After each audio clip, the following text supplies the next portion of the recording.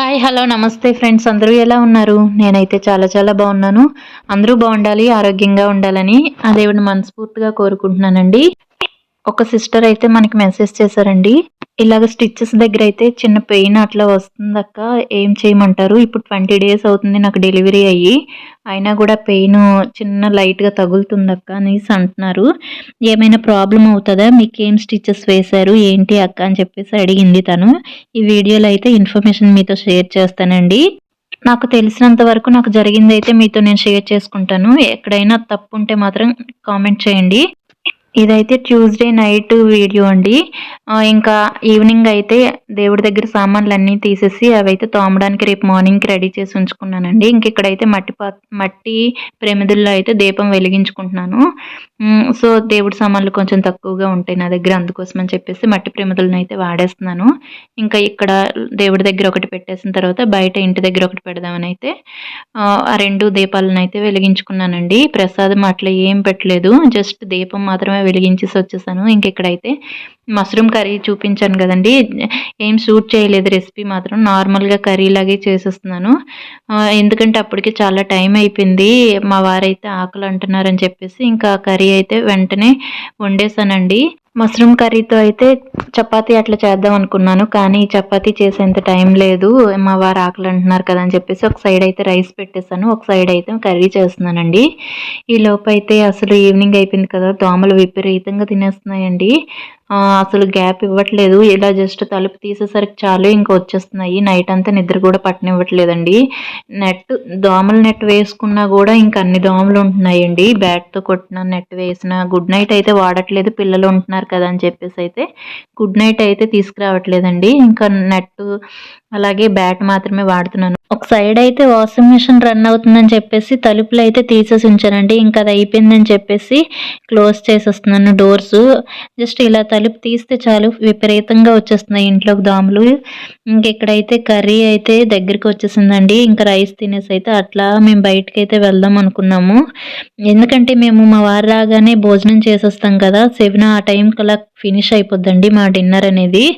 మా వారు ఆఫీస్‌లో బయలుదేరేటప్పుడే ఫోన్ చేసి చెప్తారు. వచ్చేస్తున్నాను అని అంటే ఇంక నేను వంట అవన్నీ ప్రిపేర్ చేసుకొని స్టార్ట్ చేసేస్తానండి. అతనొచ్చేసరికి వేడి వేడిగా అలా తినేసి ఇంక బయటికైతే వెళ్ళాము. ఈరోజైతే మంచయితే విపరీతంగా కురుస్తుందండి బయట. హ్మ్. పిల్లలకైతే మాత్రం ఏదైనా కవర్ చేసి బయటికి తీసుకెళ్ళండి. ఎందుకంటే మేము ఈరోజు అనుకోకుండా వాకింగ్‌కెళ్ళాం. చాలా రోజులయిపోయిందండి వెళ్ళి. అసలు వెళ్ళాలా? వద్దా? బయట చల్లగుంది అని చెప్పేసి ఆలోచిస్తూ ఉన్నాను నేనైతే. పద వెళ్దాం అలాగా.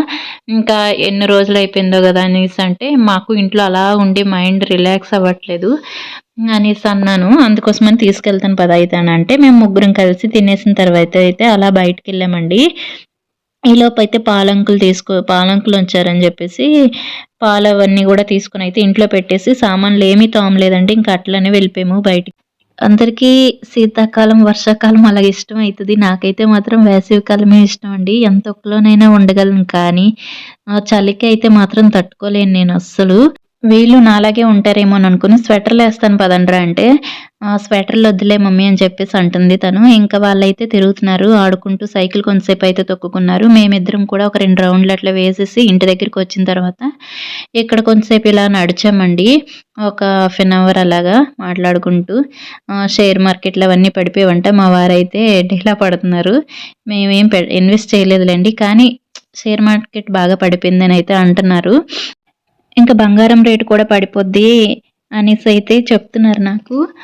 సర్లే అయితే మనం ఎందుకు తీసుకోవాలా ఏంటి అనైతే అనేసన్నాను. ఇంక కొంతసేపు అలా వాక్ చేసి ఇంటికొచ్చేసిన తర్వాత టీవీ చూసైతే పడుకున్నామండి. మార్నింగ్ లేచినాక నైటే నానబెట్టేసుకొని ఉంచుకున్నానండి వాటన్నిటిని గూడాను. ఇప్పుడైతే పాపకి స్నాక్ కిందయితే బాదం పెట్టేద్దాము. మాకు బ్రేక్‌ఫాస్ట్ కిందయితే శనగలనైతే తాలింపు పెట్టుకుందాం అనుకున్నానండి.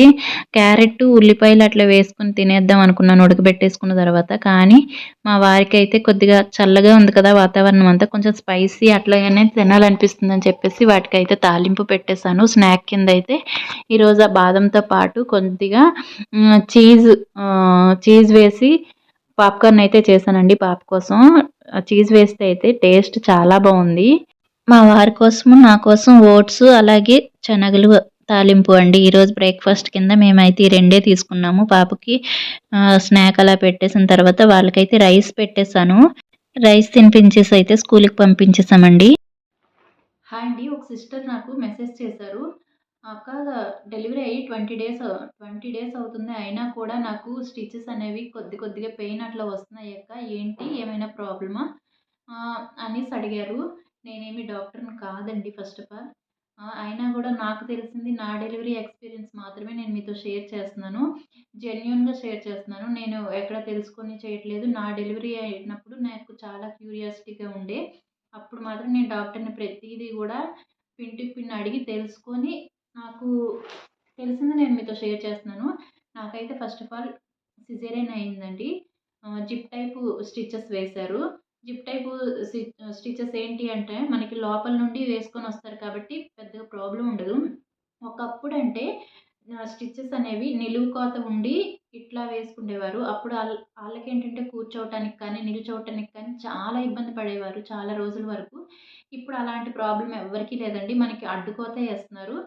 అడ్డుకోత అనేది ఇలాగ ఉంటుంది గాబట్టి పక్కన పిక్ యాడ్ చేస్తాను చూడండి. అడ్డుకోత ఇలా ఉంటుంది. దానివల్ల ఏంటంటే మనకి స్టిచెస్ అనేవి కొంచెం తొందరగా అంత అంత పెయిన్ లేకుండా ఉంటాయి. కొంచెం తొందరగా గూడా రికవరీ అవుతామండి మనం. నాకు సిజేరియన్ అయిన 6 అవర్స్, 7 అవర్స్‌కి నన్ను నిల్చోబెట్టి అటు ఇటు అయితే నడిపించారు.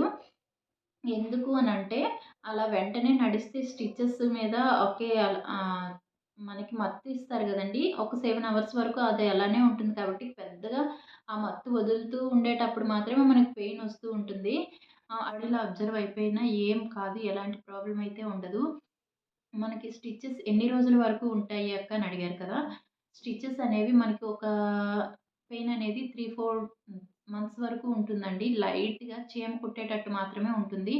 మరి పెద్దగా పెయిన్ ఉంటే మాత్రం మీరు డాక్టర్‌ని కంపల్సరీగా కలవండి వెళ్లి.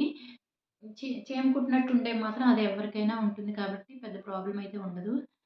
అండ్ ఏం జాగ్రత్తలు తీసుకోవాలక్క అని అడిగారు. నాకైతే స్టిచెస్ అనేవి ఒక 21 డేస్‌కే నేను నార్మల్‌గానే మా బేబీకి నేమింగ్ సెరమనీ చేసుకునేటప్పటికే నాకైతే బానే మాడిపోయేవండి. పెద్దగా స్టిచెస్ ఏం లేవు. నేను కిందకి వంగడం, లేవడం, కూర్చోవటం, నిల్చోవడం అన్నీ చేసుకున్నాను. నా పని మొత్తం నేనే చేసుకునేదాన్ని. గానీ చల్లనీటిలో చేతులు మాత్రం పెట్టేదాన్ని కాదండి. అది నాకు భయం. చెవులకి మాత్రం కాటన్ కవర్ చేసుకొని చల్లనీటిలో అయితే చేయి పెట్టేదాన్ని కాదు. వేడి నీటితోనే స్నానం చేసుకునేదాన్ని. వేడి నీటితోనే ఆ స్టిచెస్ దగ్గర ఇలాగా తుడిచేసేదాన్నండి. మళ్ళీ దాన్ని మంచిగా డాక్టర్స్ ఇస్తారు కదా! కాటన్ అయినా పర్వాలేదు. లేదు అనుకుంటే మన ఇంటి దగ్గర వైట్ క్లాత్ ఉంటది కదా! వైట్ టవల్లు గానీ, వైట్ క్లాత్‌లు గానీ అలాంటివి నెమ్మదిగా పెట్టి అలా నీట్‌గా క్లీన్ చేసుకుంటే మనకి అంత ఇన్ఫెక్షన్ అలాగేం చేరవండి. మళ్ళీ ఏంటంటే నాతో పాటు నా సిస్టర్‌కి కూడా డెలివరీ అయ్యింది. ఆ డెలివరీ అయ్యేటప్పుడు మా సిస్టర్‌కేంటంటే స్టమక్ అనేది కొంచెం పెద్దగా ఉండడం వల్ల డెలివరీ తర్వాత కొద్దిగా తనకి స్టమక్ పెద్దది. వెయిట్ గెయిన్ అవ్వడం వల్ల ఏంటంటే తనకి స్టిచెస్ పైన స్టమక్ పడటం వల్ల అక్కడ అట్లా చెమట అట్లా పట్టేసిందండి. చెమట పట్టేయడం వల్ల అక్కడ తనకి చిన్న ఇన్ఫెక్షన్ లాగా చేరి వాటర్ లాగా ఉంటది కదా! చెమట పడితే. దానివల్ల ఏంటంటే చిన్న చిన్న పొక్కుల్లాగా వచ్చేసి చాలా దురదేస్తూ ఉండేది తనకి. అది ఎందువల్ల వచ్చిందంటే తనకి స్టమక్ పెద్దదవ్వడం వల్ల తను కొద్దిగా కేర్ తీసుకోకపోవడం వల్ల స్టిచెస్ మీదేమో ఇన్ఫెక్షన్ లాగా చేరి చెమట పట్టి ఇన్ఫెక్షన్ చేరి దానివల్ల అలా దురద, పెయిను అట్లా వచ్చిందండి. తనైతే వెంటనే డాక్టర్ దగ్గరికెళ్ళినప్పుడు నీట్‌గా నువ్వు 2 పూటలా క్లీన్ చేసుకో అమ్మా క్లాత్‌తో పెట్టేసి అండ్ అలాగే ఫ్యాన్ గాలికి చూపించు. మనకి స్టిచెస్‌ని మనం ఫ్యాన్ గాలికి కొద్దిగా ఆ కాటన్ తీసేసి ఫ్యాన్ గాలికి చూపిస్తే ఏంటంటే చెమట అనేది మనకి పట్టకపోగా మనకి ఫ్యాన్ గాలి వల్ల గూడా కొద్దిగా తగ్గుతుంది అనేసైతే చెప్పారు. తనైతే అలా చేసిందండి. తనకలా అయింది. నాకైతే మాత్రం అసలు ఏమీ లేదు. స్టిచెస్ పెయిన్ రావడం అట్లా ఏం లేదు. కానీ నేనేం జాగ్రత్తలు తీసుకుండేదాన్నంటే నీట్‌గా 2 పూటలు గూడా నీట్‌గా క్లీన్ చేసి పెట్టుకుండేదాన్ని. అండ్ అలాగే బాడీకి హీట్ చేసే ఫుడ్ అయితే తీసుకుండేదాన్నండి. నెక్స్ట్ వాళ్ళిచ్చే మెడిసిన్ నేను డైలీ కన్ఫర్మ్ వాడేదాన్ని. డాక్టర్స్ మనకిచ్చేవి యాంటీబయాటిక్ అండ్ పెయిన్ కిల్లర్ కదా! పెయిన్ కిల్లర్ అనేది డెలివరీ తర్వాత నుంచి ఒక 7 డేస్ వరకు ఇచ్చారు. 5 డేస్ వరకు ఇచ్చారు. యాంటీబయాటిక్ అనేది ఒక ఇంటికెళ్ళిన ఒక 10 డేస్ వరకు వాడమని చెప్పారండి. యాంటీబయాటిక్ వాడడం వల్ల లాభం ఏంటంటే మనకు బాడీ హీట్ చేసి స్టిచెస్‌ని తొందరగా మాడనిస్తాయి కాబట్టి యాంటీబయాటిక్‌నైతే వాడమని చెప్పారు. ఆటిలనైతే నేను నీట్‌గానే వాడుకున్నాను. అండ్ అలాగే స్టిచెస్‌కి పెయిన్ ఎన్ని రోజుల వరకు ఉంటుందక్క అని అడిగారు. 3 మంత్స్ వరకు అయితే ఉంటుందండి. ఆ తర్వాత కూడా మన డాక్టర్ సజెషన్ ప్రకారం మన బాడీకి ఎక్సర్‌సైజ్‌ని అట్లా ఇచ్చుకోవాలి. స్టిచెస్ మీద పెయిన్ పడేటట్టు ఎక్సర్‌సైజెస్ ఏవి చేయకూడదండి.